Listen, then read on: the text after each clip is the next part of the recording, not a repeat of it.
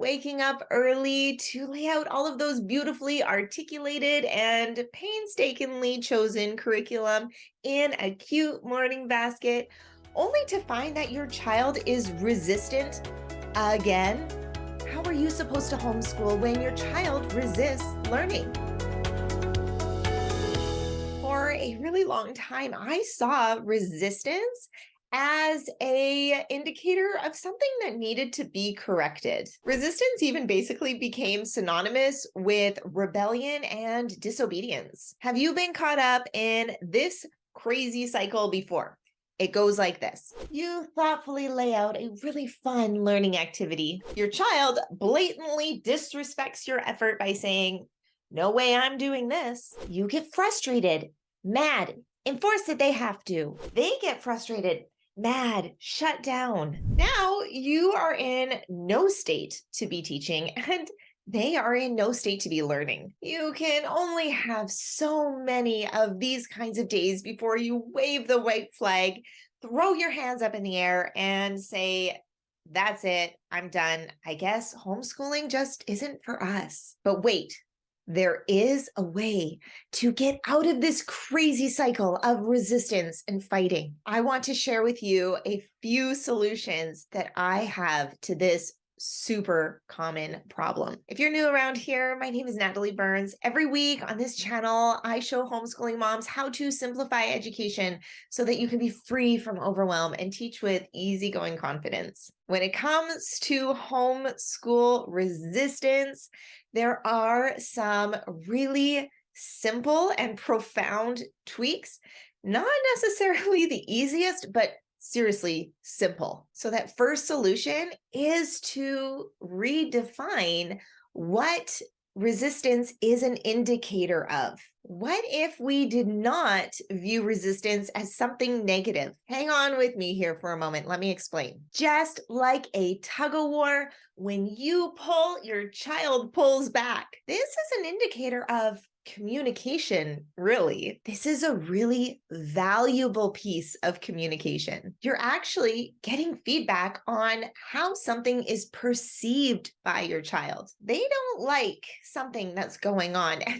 This may not have anything to do with you. They are still lacking the maturity to recognize what it is that they're uncomfortable with, or they're lacking the maturity to communicate their thoughts and feelings effectively. Your child's resistance is their way of telling you that they're not happy about something. With this in mind, resistance is no longer offensive. This statement is easier said than implemented, I know, but it's a really important shift that we have the power to make. If we perceive that our children are purposefully offending us, attacking us, disrespecting us, this is going to create a lot more stress and tension in the way that we react to them. However, if we perceive that their resistance is actually their way of expressing displeasure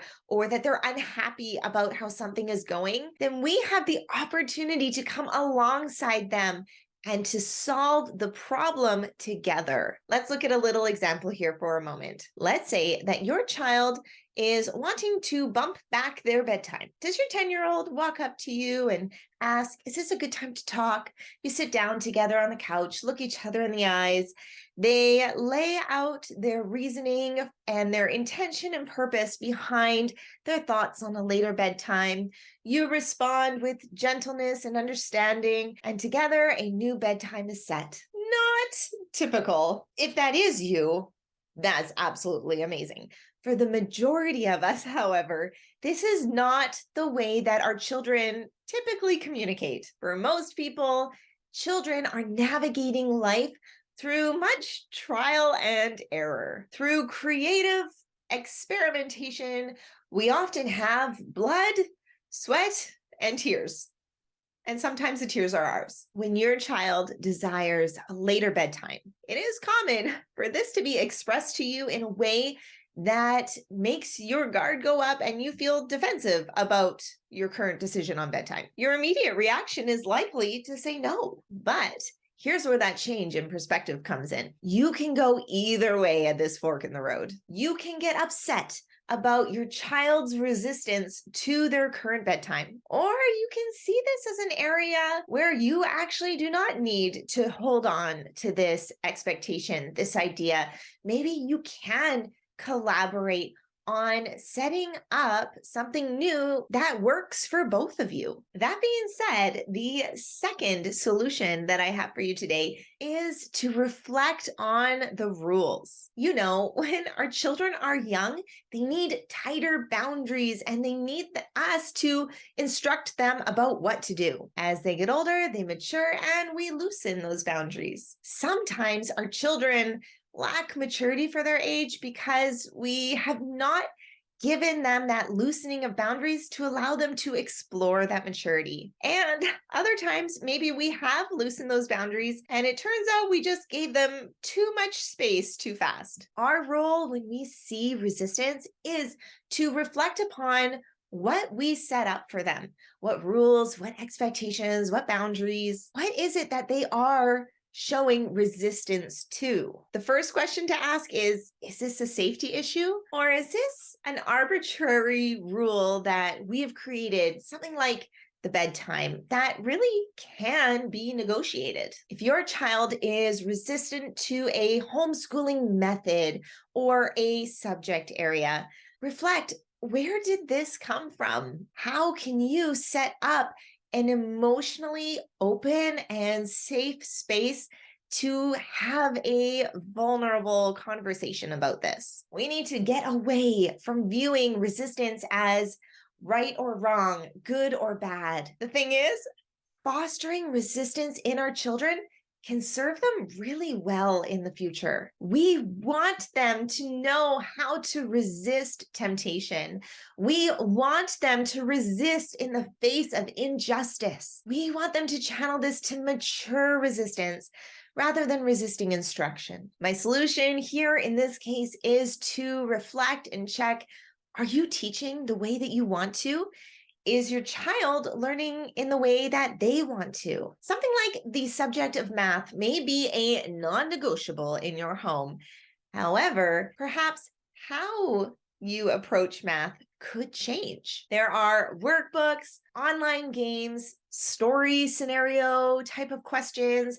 There are hands-on manipulatives, in-person problem-solving kinds of experiences. There are even songs to memorize math facts. You can change how you approach teaching and learning in order to allow you and your child to be on board together. You can teach in a way that fosters peace and harmony in your relationship. Do not sacrifice your connection with your child when it comes to homeschooling. This is why I created the course, Teach How You Want, because it's about our children, our connection with them, their connection to their learning, because we want to foster a love for lifelong learning. We have so much power as moms to take a moment of resistance and shape it into a moment of authenticity and